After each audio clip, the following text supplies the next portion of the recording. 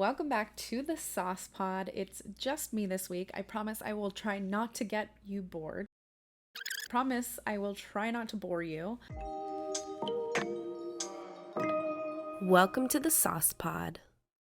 All right, let's get on to the news this week. As you guys know, we usually break our news into two categories. We've got AI scoop, all the good stuff that creators, entrepreneurs need to know when it comes to these AI tools that we use to make our lives easier. And then on the other side, we've got the social verse. So this week here is everything that we're covering. We've got Elon Musk, of course, has a new venture, a new AI chatbot, if you needed another one, called Claude 2. Claude 2? Claude 2? Cloud 2. I don't know. I'm just calling it Cloud 2. Stability, the company behind Stable Diffusion, is out with something called Stable Doodle, which, yes, is as cool as it sounds. Also in stability news, Stable Diffusion's newest model, SDXL 1.0, is actually live on Discord. In other Twitter news, creator payouts have begun. I'm not sure if we're loving this or hating it, but I'll cover it shortly. TikTok is finally giving us what we've always needed, which is watermark free downloads of our videos. Thank you. And finally,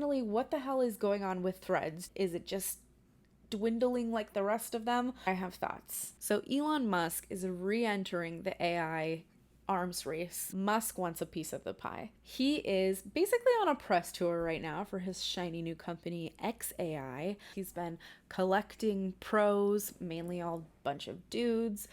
He's been talking about the team, and last week was the official announcement of xAI. So he held a space last Friday to talk about the company's plans, goals, vision, all of that good stuff. He's pointing fingers, saying that competitors are ignoring the human impact of AI, and that his grand plan for xAI is to build a quote unquote good AGI that's smart and can solve problems like humans. Currently, right now, it's in like a research and development mode. If you're on Twitter, you can probably guess that your tweets will be used as like training wheels for this new thing that he's planning, whatever it may be. It did give me a little bit of a pause, or a flashback, if you will. Elon Musk literally founded OpenAI in 2015, if you don't recall. That actually happened. He donated hundreds of millions of dollars to the project. He was on the board for a few years and then stepped away, resigned his board seat in 2018 due to a so-called conflict of interest. But it's still kind of unclear on whether he left on his own accord or if the OpenAI board pushed him out. But either way, he is dead set on entering this ring and being a major competitor in the space that's kind of unfolding in the race to AI right now. Claude 2, also known as the friendly AI chatbot, is now available in open beta. So if you are an internet user at all, you can now go use it. It's available in the US and in the UK, so sorry parts of Asia it's not there yet, or Australia. Unlike other chatbots, Claude has jokes, it follows sort of a constitution to correct its moral path, and it corrects its own answers, which is interesting. It's by a company called Anthropic, and it's built to be smarter, safer, and has even scored better on certain tests than GPT-4, but it won't give you the latest news. It doesn't have browsing enabled, but it does have file upload. So last week we talked about code interpreter a little bit in ChatGPT. Claude has an option to upload your files as well. So you get that right there and can use it the same way that you would with code interpreter. I love it. I love the styling of it. I love the branding of it. I do like kind of the witty personality. The thing that I would complain about is that the response time is a lot slower than what I'm used to with GPT-4. But I do really think that it has like some serious skin in the game. I've been using it kind of as an alternative also, like when I'm not getting to where I want to be with my questions and prompts in ChatGPT, I'll take it over to Claude just to play around and see if I can get it a little bit different. It can also digest up to, the context window on it is like 75,000 words. So if you think about it in comparison, GPT-4 is around 30,000. So you could upload a hell of a lot more to Claude right now in its current state. So check it out. It's free to sign up. It's free to try it. I've not paid a penny or a dime to Anthropic yet for using this tool. I've just been doing the free version. I really, really love it. So let me know what you guys think about it too. Stability, the company behind Stable Diffusion, one of our favorite, more advanced image models, is giving us something called Stable Doodle. Cool new service that turns your doodles literally into artwork. And it's not like your average sketch to image situation. It has the kind of robust Stable Diffusion model in the back end powering these generations so that there's better control and precision. And basically, as long as you can sketch, as long as you've got internet connection, you're in for some really cool high quality image creation. Take a look at some of these things that people have done with it. You can literally turn a sketch, like a black and white sketch, into something really, really cool and special like these. Mine didn't come out really that good, but I'm also a horrible sketch artist. Maybe I was overcomplicating it. I don't know. Oh, and speaking of Stable Diffusion, you can now use Stable Diffusion's SDXL 1.0 model directly in Discord.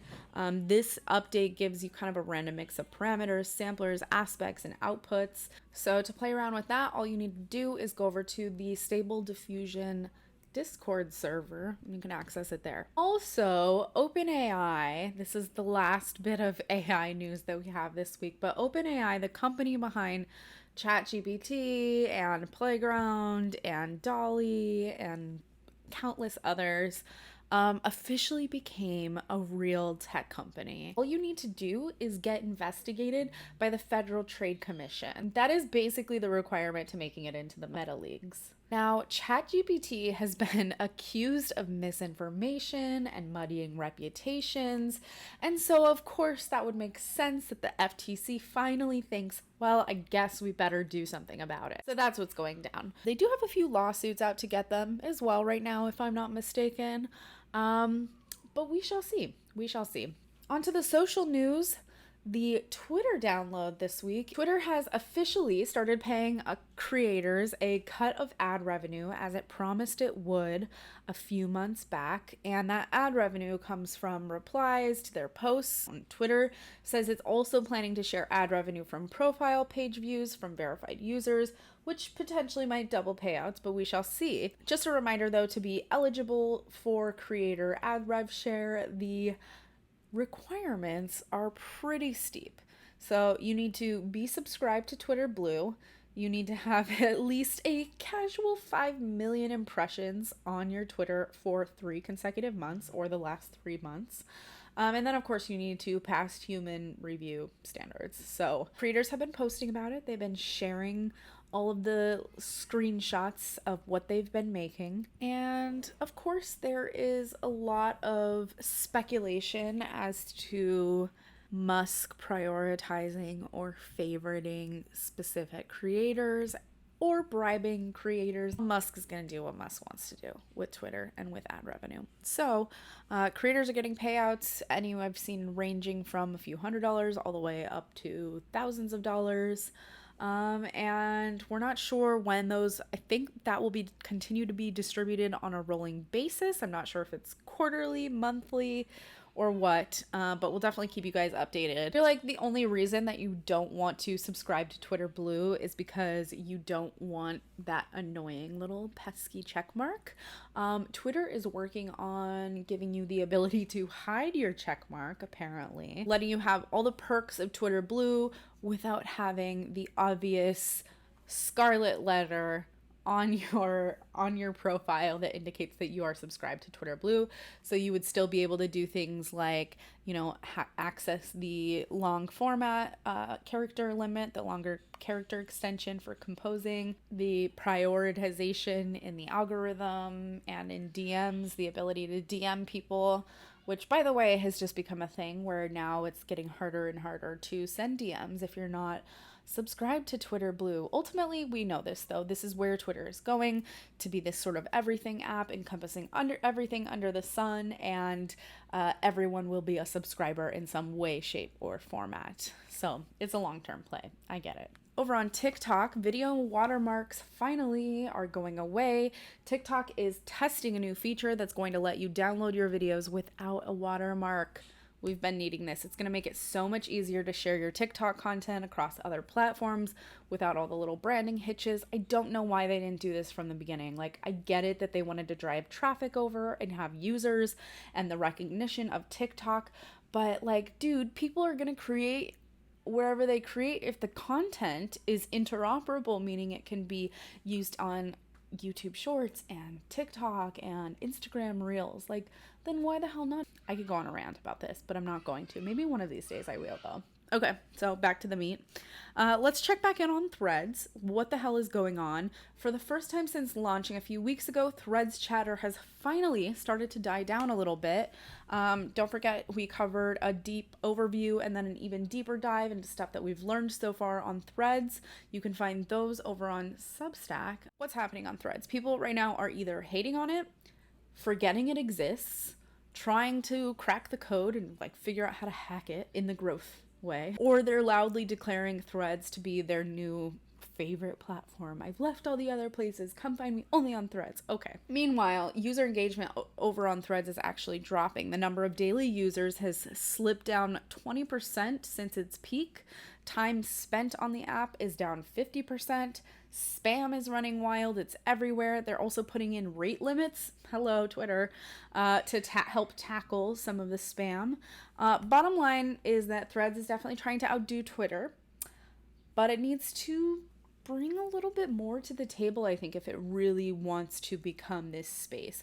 Otherwise, I see Threads ultimately falling into the same meta quicksand that all of Meta's other products fall into. I mean, if you look at IGTV, if you look at the marketplace, if you look at stories and the way that functionality, that mechanic came to be, these all started as sort of like separate things that got rolled into these one mega apps. So who really wants to be the super app here? Let's be honest. Threads really needs to find a way to differentiate itself, because otherwise it's just going to be kind of like an echo chamber for Instagram stragglers.